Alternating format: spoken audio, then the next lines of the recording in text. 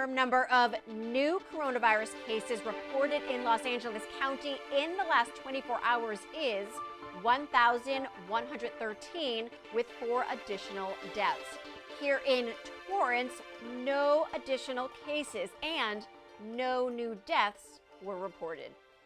Welcome to COVID-19 Today. I'm Leslie Robbins. It's Monday, July 12th. More than 3,000 people got COVID-19 over a span of 3 consecutive days in LA County. Public health officials say it's the first time since early March that they've seen more than 1,000 new coronavirus cases in 2 consecutive days. Concerns are growing over the contagious Delta variant, and almost 100% of new cases are happening among those who are not fully vaccinated. Transmission is particularly increasing among younger unvaccinated people. Highest case numbers are from those ages 18 to 49. Public health officials remind everyone that vaccination is the best protection as more social activities happen over the summer and more variants of concern continue to circulate in those settings. They recommend anyone not fully vaccinated to take extra precautions, including wearing a mask indoors, being outside as much as possible when around others, washing hands often, and carrying around a hand sanitizer. LA County announced a new round of incentives through this Thursday. Qualifying vaccination sites will have an opportunity to win concert tickets to see a number of artists, including Celine Dion, Luke Bryan, and Dan and Shay at Staples Center. Box seats are also being offered to 4 classical concerts at the Hollywood Bowl. Anyone ages 12 and older living or working in LA County can get vaccinated. To get started, go to vaccinatelacounty.com. Pfizer is expected to meet with top U.S. health officials today to discuss the possibility of a 3rd dose of its COVID-19 vaccine. The company previously requested federal authorization for the follow-up shot and planned to meet with the Food and Drug Administration and other officials. Early data from Pfizer's booster study suggested that people's antibody levels increased by up to 10 times after receiving a 3rd dose. The company stated that the extra boost would be needed within 12 months of getting a first vaccination shot. Dr. Anthony Fauci, the nation's top infectious diseases expert, said it was too soon for the government to recommend another shot. He agreed with the FDA and the Centers for Disease Control and Prevention's decisions to push back against Pfizer's request, saying it wasn't necessary at this time. Dr. Fauci added that current data and information do not point to a need for the extra measure, but further studies may shed more light on if and when people should get that extra boost. Slightly more than 48% of the U.S. population is fully vaccinated. California officials will continue mandating masks at schools this fall, despite new CDC guidelines. CDC officials said on Friday that vaccinated teachers and students don't need to wear masks inside school buildings. California's Health and Human Services Secretary Dr. Mark Ghaly says they're deviating from the CDC's guidelines to help make sure every student is treated the same. He also says school facilities can't accommodate enough physical distancing, so mandatory masking and robust testing will continue. Ghaly applauded the CDC's commitment to ensure that schools are fully and safely opened for in-person instruction and added that masking is a simple and effective intervention that does not interfere with a student's learning experience. The state's health department plans to release more detailed guidance for school reopenings this week. Governor Gavin Newsom signed a nearly $124 billion education package, providing record funding for California schools. A group of young students helped him sign the legislation on Friday, which directs how most of the $123.9 billion for K-12 education must be spent in the 2021-2022 fiscal year. California's two-year kindergarten program is expected to expand to include all 4-year-olds for free, and more money would be provided for after-school and summer school programs, especially in districts that serve many high-needs students. Governor Newsom says this is unlike anything they've ever done in the state, creating a brand new grade in the state for all 4-year-olds to get high-quality education and providing wraparound services. Currently, there are about 91,000 4-year-olds enrolled in transitional kindergarten, or TK, and the new plan would boost enrollment to about 250,000. Free school meals will also get a boost in funding.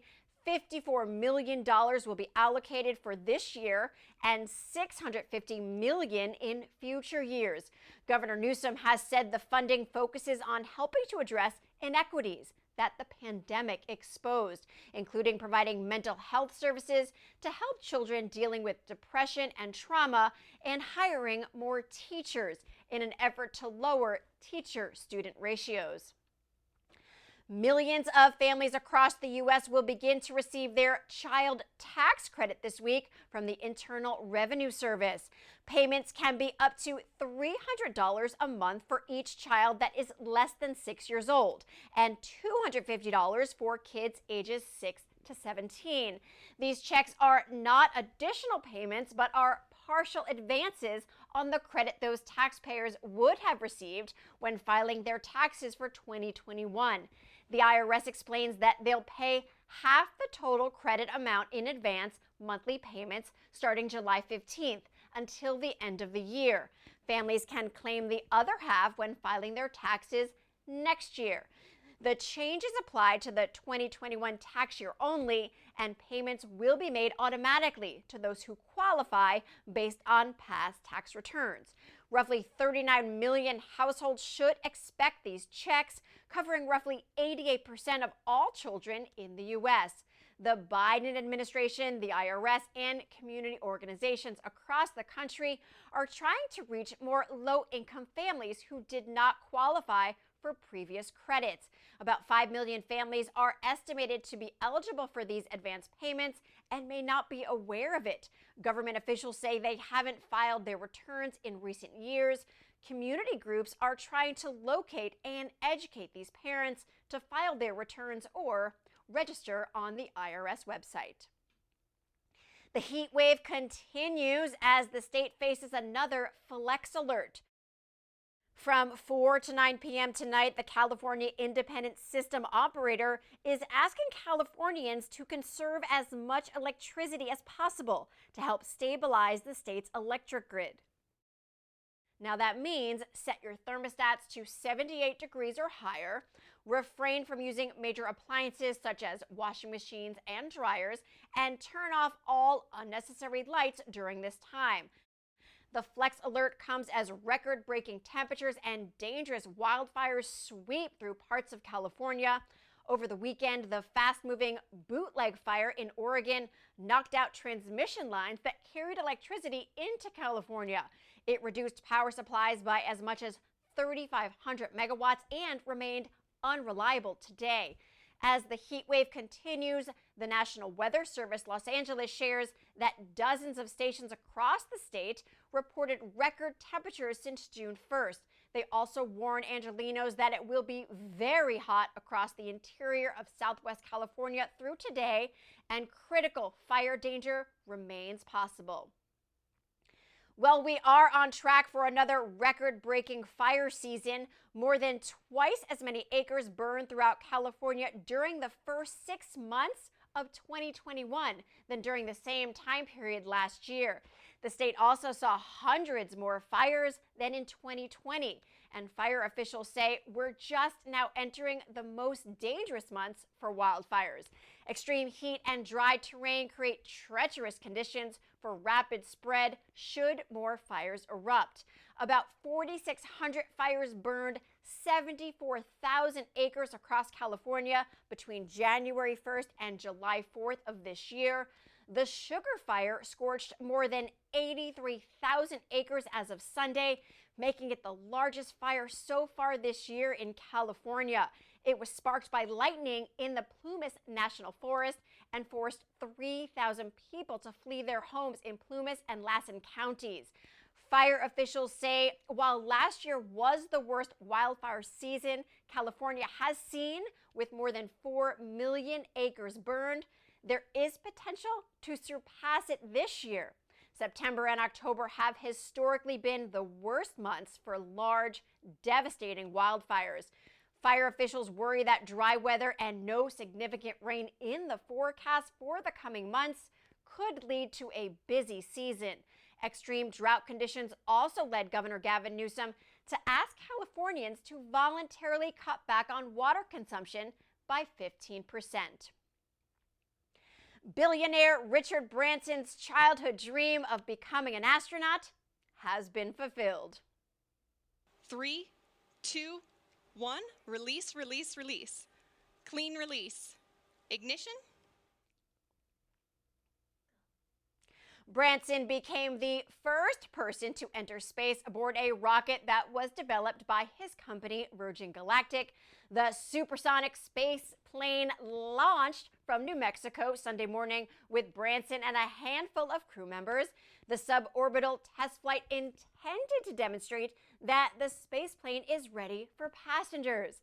The vehicle soared to an altitude just above 50 miles and gave Branson and his crewmates about 3 minutes of weightlessness before returning safely back to Earth. Branson says nothing could prepare you for the view of Earth from space.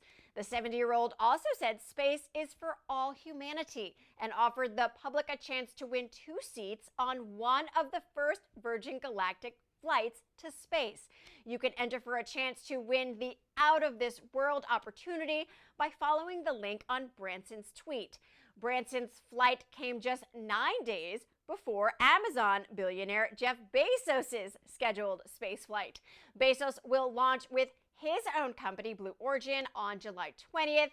Meanwhile, Virgin Galactic plans to conduct one more test flight before it begins flying paying customers. More than 600 people bought a seat for $200,000 to $250,000 apiece. The company expects to sell more tickets soon at an even higher price point. Well, if you're used to more affordable deals, like, say, a Subway sandwich, you may be interested in its upcoming changes.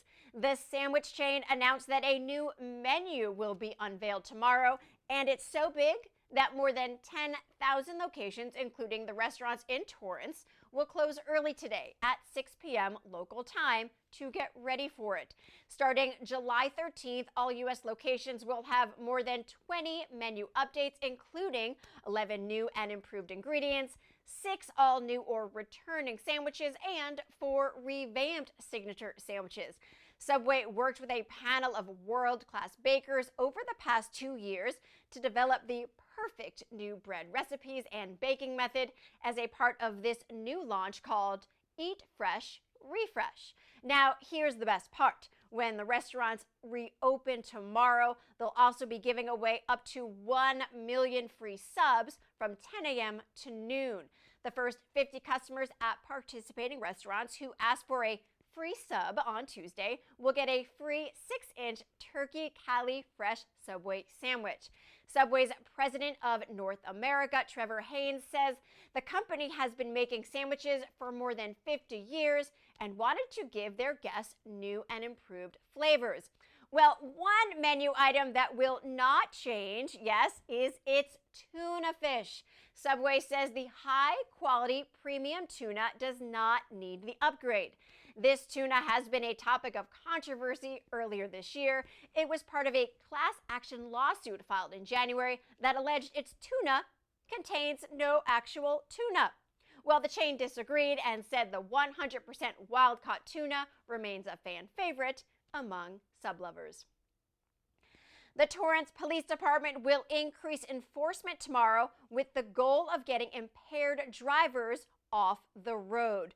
Additional officers will be out from 6 p.m. to 3:30 a.m. looking for drivers suspected of driving under the influence or under the influence of alcohol or drugs. Police say they remain committed to public safety and want every driver to be as safe as possible when on the road. They also remind everyone that some prescription medications or over-the-counter drugs may impair driving and should follow directions for use and read warning labels before getting behind the wheel. Police also remind drivers that while medicinal and recreational marijuana are legal, driving under the influence of marijuana is not. Drivers caught while impaired can face an average of $13,500 in fines and penalties, as well as a suspended license, even for a first-time offense. Funding for this DUI enforcement program was provided by a grant from the California Office of Traffic Safety through the National Highway Traffic Safety Administration. If your daily commute includes the stretch on Crenshaw Boulevard and Torrance Boulevard, expect some delays this week. Southern California Gas will be permitted to close all travel lanes along Crenshaw between Monterey Street and Torrance Boulevard to install a gas service line. Lane closures will be conducted in phases, so at least one lane is open in each direction at all times. Construction is expected to take place from 9 a.m. to 3:30 p.m. from today until this Friday. Message signs will be there to warn drivers of traffic conditions. If you don't want to face delays this week, city workers recommend finding alternate routes. The goal is to complete this work as quickly and safely as possible. Bartlett Senior Center reopened its doors today to in-person visitors. The facility offers programs and services for older adults looking to stay connected with others. While the reopening comes with limited services, it does mean seniors can get out again for lunch dates with friends and take part in various activities that are starting to take place again in person now and in the coming weeks. Reservations are required and participants are asked to sign a waiver to participate. Face coverings are also required except when eating. For more information, you can call the Bartlett Senior Center at 310-320-5918. Well, before we go at the end of each program, we like to share feel-good stories from our community. Pictures, images, and videos that remind us of how resilient our community is and how Torrance truly cares.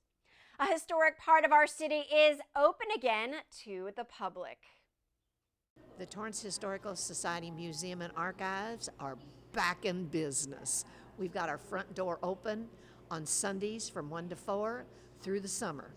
Then in the fall, we'll be opening again on Wednesday and Thursday for walk-in people. I think the museum is fantastic. It has a lot of great memorabilia here. I especially like the exhibit dealing with Louis Zamperini. Walk-in visitors can now enjoy the museum again every Sunday from 1 to 4 p.m. This is a special year for the city of Torrance. It celebrated the centennial of its incorporation. Visitors can check out permanent and rotating local history exhibits and archives. Starting October, museum hours will expand to Wednesday, Thursday, and Sunday from 1 to 4 p.m. A core team of volunteers have been working behind the scenes to clean up the museum and put up new displays for those wanting to drop by and learn about our city's history. They say they're excited to welcome back the public and plan to have refreshing ice water, sweet treats, and a friendly hello waiting for them on their next visit. What a heartwarming reopening for one of our city's gems. Now, if you have a great story, upcoming event, a photo or video you'd like to share, email us at covid19today@torranceca.gov. We'd love to hear from you. Well, that's our update for COVID-19 today. We'll see you back here tomorrow as Rhianna Trutanich brings you the latest. Please be safe, stay healthy, and thanks for tuning in. We'll see you next time.